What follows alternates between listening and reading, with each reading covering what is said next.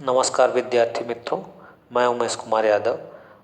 आज कक्षा 7 के लिए विषय हिंदी चैप्टर नंबर 6 ठुकरा दो या प्यार करो नामक पाठ के मौखिक प्रश्नों का उत्तर, लिखित प्रश्नों में लघु उत्तरी और दीर्घ उत्तरी प्रश्नों का उत्तर और भाषा की बात के प्रश्नों का उत्तर का वीडियो लेकर के आए हैं। इस वीडियो को आप लोग पूरा देखें। 2 बार 3 बार देखेंगे तो ये जो चैप्टर से संबंधित क्वेश्चन आते हैं तो आपको कहीं उसको लिखने में दिक्कत नहीं आएगी और चैप्टर पूरा पूरा आप समझें, उसको इसके पहले वाले वीडियो को देखें तो सारी बातों आपको क्लियर हो जाएंगी। तो आइए आज हम लोग सबसे पहले ठुकरा दो या प्यार करो नामक पाठ का मौखिक प्रश्नों का उत्तर देखेंगे। तो उस प्रश्नों के उत्तर को देखने से पहले हम लोग पहले प्रश्न को देख लेते हैं, फिर एक एक प्रश्न का साथ में उसका उत्तर भी देखते चलते हैं। पहला प्रश्न है, ठुकरा दो या प्यार करो नामक पाठ का मौखिक प्रश्न पहला है, कविता में किस भाव की प्रधानता है? कविता में किस भाव की प्रधानता है? तो इसका उत्तर होगा कविता में समर्पण भाव की प्रधानता है।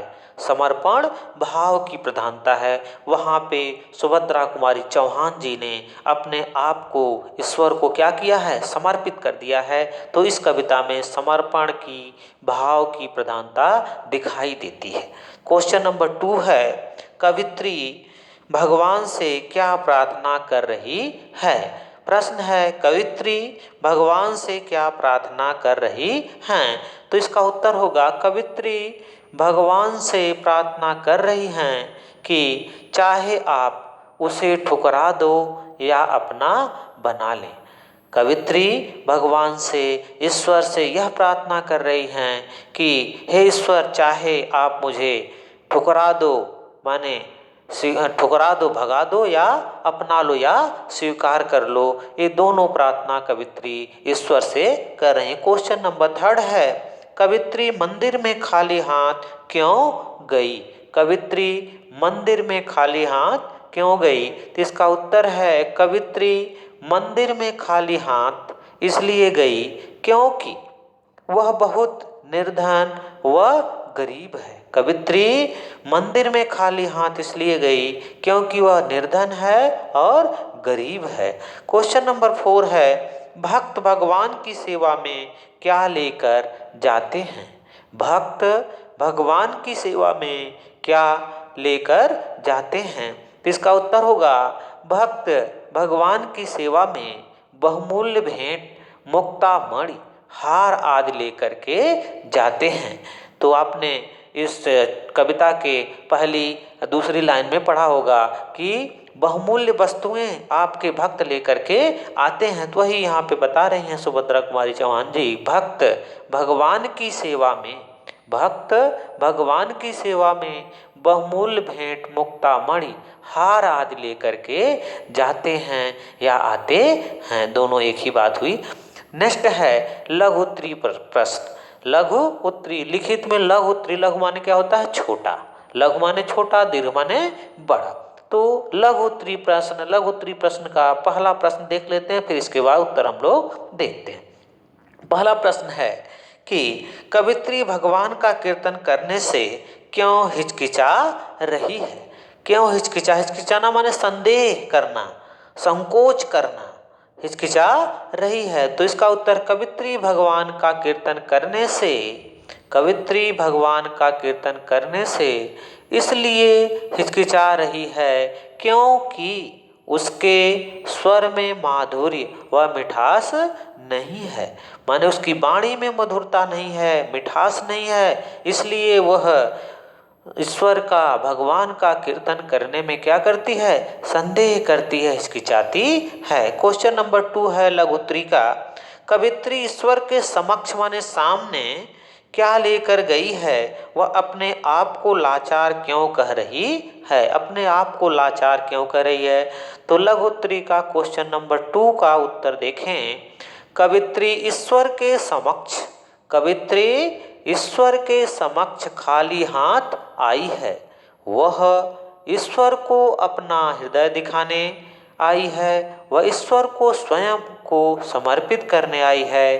कवित्री अपने को लाचार इसलिए कह रही है क्योंकि वह भौतिक वस्तुओं में, सांसारिक वस्तुओं में विश्वास नहीं रखती। किस वस्तुओं में? सांसारिक सुख सुविधा वाली वस्तुओं में विश्वास नहीं रखती। भौतिक माने सांसारिक होता है, मनुष्य के द्वारा बनाई गई वस्तुओं में वह विश्वास नहीं रखती। वह दिव्य प्रेम ही ईश्वर को अर्पित करना चाहती है। वह क्या करना चाहती है? दिव्य प्रेम माने ईश्वर को अपना प्रेम ही अर्पित करना चाहती है। इसलिए उसके पास साजबाज, मुक्तामणि, मोती के हार जैसी बहुमूल्य वस्तुएं नहीं हैं, वह लाचार है। इसका उत्तर फिर से एक बार देख लें। करा है कवित्री ईश्वर के समक्ष खाली हाथ आई है। वह ईश्वर के समक्ष खाली हाथ आई है। वह ईश्वर को अपना हृदय दिखाने आई है। वह ईश्वर को स्वयं को अर्पित करने आई है। कवित्री अपने को लाचार इसलिए कह रही है, लाचार इसलिए कह रही है क्योंकि वह भौतिक वस्तुओं में विश्वास नहीं रखती। वह दिव्य प्रेम ही ईश्वर को अर्पित करना चाहती है। इसलिए उसके पास साज बाज, मुक्तामणि व मोती के हार जैसी बहुमूल्य वस्तुएं नहीं हैं। वह लाचार है, गरीब है। तो नेक्स्ट क्वेश्चन है आपका दीर्घोत्तरी क्वेश्चन। दीर्घोत्तरी क्वेश्चन पहले सुनते हैं, इसके बाद उत्तर को हम लोग डिस्कस करते हैं। दीर्घोत्तरी क्वेश्चन नंबर 1 है, क्या ईश्वर को दान दक्षिणा से प्रसन्न किया जा सकता है? सोचकर लिखिए। करा है क्या ईश्वर को दान दक्षिणा से प्रसन्न किया जा सकता है? सोच कर लिखिए। जो कि आपने कविता में पढ़ा है कि ईश्वर को दान दक्षिणा से नहीं प्रसन्न किया जा सकता, बल्कि ईश्वर को प्रसन्न करने के लिए अपना हृदय, अपना प्रेम दिखाना पड़ता है। तो आइए हम लोग इसके उत्तर को देख लेते हैं। ईश्वर को दान दक्षिणा तो भक्तजन अर्पित करते ही हैं। भक्तजन ईश्वर को दान दक्षिणा अर्पित करते ही हैं, किंतु हमारे विचार से ईश्वर को इन सब की आवश्यकता नहीं है। इन सब चीज़ों को आवश्यकता ईश्वर को नहीं है, क्योंकि ईश्वर को दान दक्षिणा से प्रसन्न नहीं किया जा सकता। ईश्वर को दान दक्षिणा से प्रसन्न नहीं किया जा सकता। ईश्वर को हम अपनी भक्ति, प्रेम, समर्पण की भावना से प्रसन्न कर सकते हैं। ईश्वर को भौतिक वस्तुओं की अपेक्षा आध्यात्मिक रूप की आवश्यकता है। ईश्वर को दान दक्षिणा आदि की आवश्यकता नहीं होती, बल्कि ईश्वर को आध्यात्मिक रूप की आवश्यकता होती है। भौतिक वस्तुओं की आवश्यकता नहीं होती, क्योंकि ईश्वर के पास तो हम कुछ मांगने के लिए जाते हैं, तो मांगने के लिए तो हम लोग उसी के पास जाएंगे जिसके पास होगा, जो दे सकता है। तो उनको हमें दान दक्षिणा चढ़ाने की कोई ज़रूरत नहीं होती। इसलिए ईश्वर को प्राप्त करने के लिए हमें आत्मसमर्पण होना पड़ेगा और ईश्वर को आत्मा से स्मरण करना होगा, तो ईश्वर को प्राप्त किया जा सकता है। न कि भौतिक वस्तुओं को अर्पित करके ईश्वर प्राप्त किया जा सकता है, कि भौतिक वस्तुओं को चढ़ा करके, भेंट करके ईश्वर को प्राप्त नहीं किया जा सकता। ईश्वर को प्राप्त करने के लिए ईश्वर से प्रेम करना पड़ेगा। क्वेश्चन नंबर 2 है दीर्घोत्तरी का, यह तो बस तुम्हारी ही है, यह तो बस तुम्हारी ही है, कवित्री ने किसके लिए कहा? सोचकर लिखिए। यह तो वस्तु तुम्हारी ही है, कवित्री ने किसके लिए कहा? सोचकर लिखिए। कवित्री सुभद्रा कुमारी चौहान ने ईश्वर के लिए ये बातें कही थी कि यह तो बस तुम्हारी ही है। तो आइए इसको हम लोग देख लेते हैं, इसके उत्तर को। दीर्घोत्तरी क्वेश्चन नंबर 2 का उत्तर है, यह तो बस तुम्हारी ही है। यह कवित्री ने अपनी भक्ति भावना के लिए कहा है। अपनी भक्ति भावना के लिए कहा है कि ये जो मेरी शरीर है आप में इतना लीन हो गई है कि ये आप इसे क्या करो? स्वीकार कर लो। कवित्री का कहना है कि हम ईश्वर को भौतिक वस्तुएं, दान दक्षिणा आदि चढ़ाकर प्रसन्न नहीं कर सकते। इसके विपरीत आत्मसमर्पण, प्रेम, भक्ति भावना द्वारा ही ईश्वर प्रसन्न होते हैं। इसलिए कवित्री ने कहा कि मेरा जीवन आपका ही दिया हुआ है, इसलिए मैं उसे ही अर्पित कर रही हूँ। कवित्री ने इसलिए कहा कि ये जीवन जो मेरा है ये आपका दिया हुआ है और इसे मैं आपको अर्पित कर रही हूँ। अगर आपकी इच्छा हो स्वीकार करो या ठुकरा दो। नेक्स्ट क्वेश्चन है दीर्घोत्तरी का, आप देखें। क्वेश्चन नंबर 3 है कि पुजारिन और भिखारिन से कवित्री का क्या मतलब है। पुजारिन और भिखारिन से कवित्री का क्या मतलब है। तो देखिए, पुजारिन का अर्थ है कि जो ईश्वर की भक्ति करने चली आई है। पुजारिन का अर्थ है कि जो मैं ईश्वर की भक्ति करनी चली आई हूँ, ये पुजारिन का अर्थ है, बिना किसी भौतिक स्वार्थ के। कह रही हैं पुजारिन का अर्थ है कि जो ईश्वर की भक्ति करने चली आई हैं और बिना किसी भौतिक स्वार्थ के, मैंने कोई भौतिक वस्तुएं आपको चढ़ाने के लिए नहीं लाई हैं। और इतना ही नहीं, मैं आपके पास किसी भौतिक वस्तुओं को प्राप्त करने के लिए नहीं आई हूँ। ये तो हुआ पुजारिन का अर्थ। अब देखते हैं भिखारिन का अर्थ में। भिखारिन से कवित्री का आशय है कि वह ईश्वर को चढ़ाने बहुमूल्य मुक्ताहार, मणियाँ, रत्न लेकर नहीं आई है, वह खाली हाथ आई है। कहने का मतलब यह, भिखारिन का मतलब उसके पास बहुमूल्य वस्तुएं नहीं हैं, वह खाली हाथ आई है। इसलिए कवित्री सुभद्रा कुमारी चौहान अपने आप को भिखारिन कह रही हैं। तो इस प्रकार से आपके मौखिक प्रश्न में मौखिक प्रश्नों का उत्तर, दीर्घोत्तरी, लघुत्तरी प्रश्न और उनके प्रश्नों का उत्तर के बारे में हम लोगों ने चर्चा किया। इसके बाद नेक्स्ट है कि आपके भाषा की बात से संबंधित जो क्वेश्चन हैं उनको हम लोग देख लेते हैं कि किस प्रकार से उनके उत्तर हैं। तो भाषा की बात में पहला क्वेश्चन आपका दिया गया है स्क्रीन पे कि नीचे दिए गए शब्दों से शब्द परिवार बनाइए। नीचे दिए गए शब्दों से शब्द परिवार बनाइए। तो शब्द परिवार, सबसे पहले जानेंगे शब्द परिवार। परिवार होता क्या है। परिवार में क्या होता है, ब्लड का रिलेशन होता है। ब्लड का रिलेशन होता है, संबंध बने होते हैं, उसे हम परिवार कहते हैं। तो उसी प्रकार से, ठीक उसी प्रकार से शब्दों का भी परिवार होता है। शब्दों का परिवार होता है। एक शब्द से दूसरे शब्द की जहाँ उत्पत्ति हो उसे शब्द परिवार कहा जाता है। एक ही शब्द से सेम उसके जैसा जब नए शब्द की उत्पत्ति होती है तो उसे हम शब्द परिवार कहते हैं। उदाहरण के लिए आपकी टेक्स्ट बुक में है और आपकी स्क्रीन पे भी दिख रहा है। पहला उदाहरण है कला। कला क्या है, ये परिवार है, शब्द है। अब इसको हमको क्या बनाना है, इससे और जोड़ना है, इसको बढ़ाना है। ये शब्द है, शब्द माने एक है। अब इस एक शब्द को और बढ़ाना है, इसका नया परिवार बनाना है, तो हम क्या करेंगे, शब्द कला है तो इसमें कार जोड़ देंगे, तो हो गया क्या, कलाकार। लेकिन शब्द क्या था, कला ही था, उसी से इसकी उत्पत्ति हुई कलाकार। फिर है कलाकृति, कला प्रेमी, सब एक ही शब्द से निकले हैं लेकिन सबका मीनिंग अलग होती जा रही। इसे हम शब्द परिवार कहते हैं कि एक ही शब्द से जब नया शब्द बनता जाए और उसका अलग अर्थ होता जाए लेकिन वह अपने मूल भाव को न खोए तो वह शब्द परिवार कहलाता है।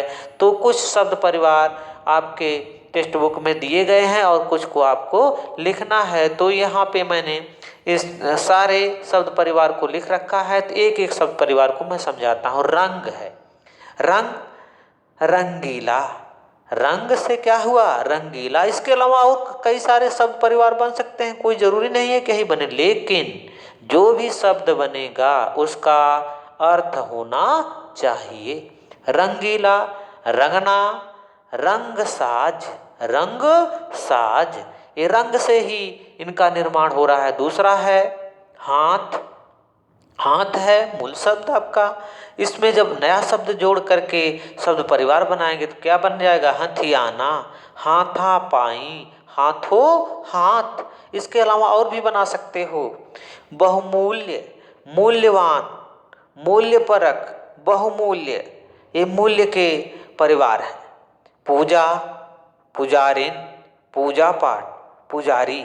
अब देखिए जब शब्द परिवार बनेगा, जब शब्द परिवार बनेगा मूल शब्द का, मूल शब्द का शब्द परिवार के साथ होना बहुत जरूरी है। अगर मूल शब्द नए शब्द में नहीं मिल पा रहा है तो आपका शब्द परिवार नहीं बनेगा, वह गलत हो जाएगा। इसलिए मूल शब्द का शब्द परिवार में होना बहुत जरूरी है। नेक्स्ट है निम्नलिखित शब्दों के तुकांत शब्द लिखिए। अब देखिए नई चीज आई है आपके पास, निम्नलिखित शब्दों के तुकांत शब्द। तुक आंत शब्द का उच्चारण करिए, तुक आंत। आंत माने होता अंतिम, आंत माने अंतिम।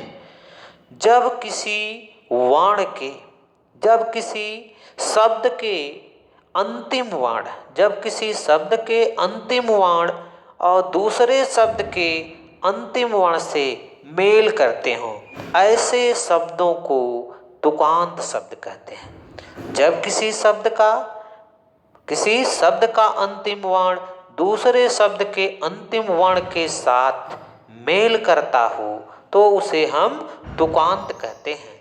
जैसे पहला देख रहे हैं आपकी स्क्रीन पे दिख रहा है, आते जाते, आचार्य, लाई खाई, पुजारिन भिखारिन, हाथ साथ, दिखने सीखने। तुकांत का मतलब होता है कि पहले शब्द का, पहले शब्द का अंतिम वर्ण और दूसरे शब्द का अंतिम वर्ण जब समान होंगे तो उसे हम तुकांत कहेंगे। तुकांत की परिभाषा ही है पहले शब्द का अंतिम वर्ण और दूसरे शब्द का अंतिम वर्ण जहाँ समान होंगे ऐसे शब्दों को तुकांत शब्द कहते हैं। तो आपकी स्क्रीन पे ये दिए गए हैं, आते जाते, माधुर्य आचार्य, लाई खाई, पुजारिन भिखारिन, हाथ साथ, दिखाने सिखाने। तो देख रहे हैं आपने जो शब्द दिया गया है सारे के सारे शब्दों का अंतिम वर्ण दोनों शब्दों का सेम है, मिलते हैं। तो ऐसे शब्दों को हम क्या कहते हैं? तुकांत शब्द कहते हैं।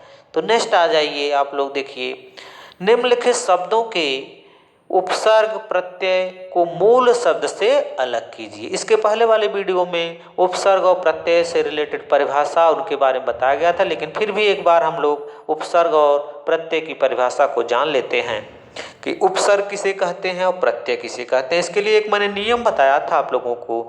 जब हिंदी वर्णमाला स्टार्ट होती है, हिंदी वर्णमाला स्टार्ट होती है अ से स्टार्ट करके हम ज्ञ तक आते हैं तो अ आ ई उ ऊ, तो उस क्रम से जब हम गिनेंगे तो ऊ शब्द जो है, ऊ वर्ण जो है सबसे पहले आता है। ऊ वर्ण सबसे पहले आता है।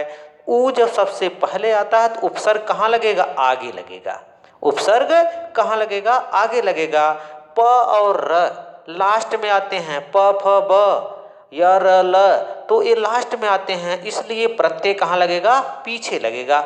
इस नियम को आप दिमाग में रखो तो जो आपको भ्रम होता है उपसर्ग आगे लगता है कि प्रत्यय आगे लगता है, ये भ्रम आपका दूर हो जाएगा। सिर्फ एक को पकड़ रखो, ऊ पहले आता है इसलिए उपसर्ग पहले लगता है और इसमें कुछ संदेह नहीं होगा।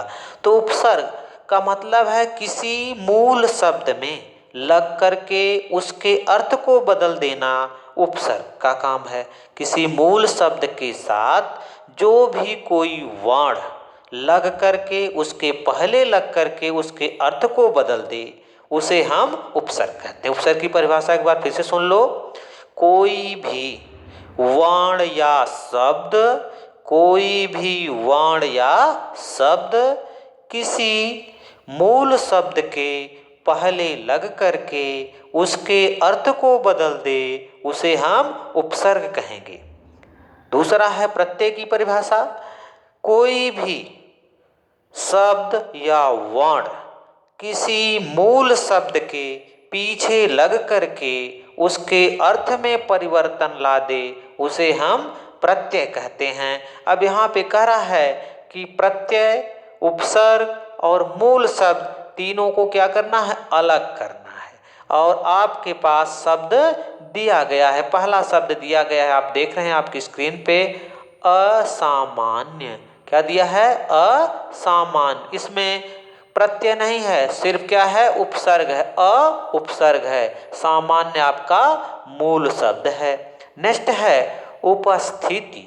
क्या है, उपस्थित। इसमें उपसर्ग है, ई जो है प्रत्यय है, स्थिति जो है मूल शब्द है। थर्ड नंबर पे है आपका कि बहुमूल्य। क्या है, बहुमूल्य। तो इसमें बहु जो है उपसर्ग है, मूल्य मूल शब्द है। नेक्स्ट है सुपुत्र। सु उपसर्ग है, पुत्र मूल शब्द है। सुलक्षण, सु उपसर्ग है और पुत्र मूल शब्द है। सुलक्षण, सु उपसर्ग है, लक्षण मूल शब्द है। निर्दयी, देख रहे हैं, निर्दयी। निर्दयी की उत्पत्ति मूल शब्द क्या है, दया है। निर्दयी का मूल शब्द क्या होगा, दया होगा। और दया में उपसर्ग और प्रत्यय दोनों लग करके इसके अर्थ को बदल दिया है। निर उपसर्ग लग गया है और ई प्रत्यय लगा है। उपसर्ग क्या लगा है, निर, और प्रत्यय क्या है, ई। तो बन गया क्या, निर्दयी। मूल शब्द दया था और दया शब्द में निर उपसर्ग लगा और ई प्रत्यय लग करके निर्दयी शब्द की रचना हो गई। तो इस प्रकार से आपके उपसर्ग और प्रत्यय रहे। नेक्स्ट है निम्नलिखित शब्दों का वाक्य में इस प्रकार प्रयोग कीजिए। निम्नलिखित शब्दों का वाक्य में इस प्रकार प्रयोग कीजिए कि अर्थ स्पष्ट हो जाए। निम्नलिखित शब्दों का वाक्य में इस प्रकार प्रयोग कीजिए कि अर्थ स्पष्ट हो जाए। तो कह रहा है कि सृजन। सृजन, सृजन माने होता है निर्माण करना। सृजन माने क्या होता है, निर्माण करना। तो यहाँ पे कह रहा है निम्नलिखित शब्दों का वाक्य में इस प्रकार प्रयोग कीजिए कि अर्थ स्पष्ट हो जाए। सृजन, ब्रह्मा ने सृष्टि का सृजन किया। ब्रह्मा ने सृष्टि का सृजन किया। अब इस सृजन शब्द को आप अपने शब्दों में भी प्रयोग कर सकते हो। जैसे शिल्पकार ने, शिल्पकार ने मूर्तियों का सृजन किया, ऐसा भी बना सकते हो। ब्रह्मा ने सृष्टि का सृजन किया, ब्रह्मा ने संसार का निर्माण किया। दूसरा है आह्वान। आह्वान, आह्वान माने बुलाना। आह्वान माने बुलाना। वीरों का आह्वान सुनो, वीरों का आह्वान सुनो। दक्षिणा, दान में गुरु कुछ भी ले सकते थे। दक्षिणा करा, दक्षिणा में गुरु कुछ भी ले सकते थे। इसके अलावा और आप इसमें जोड़ सकते हो, इससे कोई दिक्कत नहीं होगी। मुक्तामणि, रानी ने बहुमूल्य मुक्तामणि हार ग्रहण किया। माधुर्य, संगीत में माधुर्य होता है। तो इन शब्दों को आप अपने शब्दों में भी जोड़ सकते हो, बना सकते हो, लेकिन जिस शब्द पद की आप रचना करोगे एक सही उसका अर्थ होना चाहिए। अगर आप नहीं निर्माण कर सकते तो इसी प्रकार से आप अपने टेक्स्ट बुक में इन क्वेश्चनों के उत्तर को लिख लेंगे और इसको एक दो बार इस वीडियो को देखेंगे तो सारी बातें आपको समझ में आ जाएगी। धन्यवाद।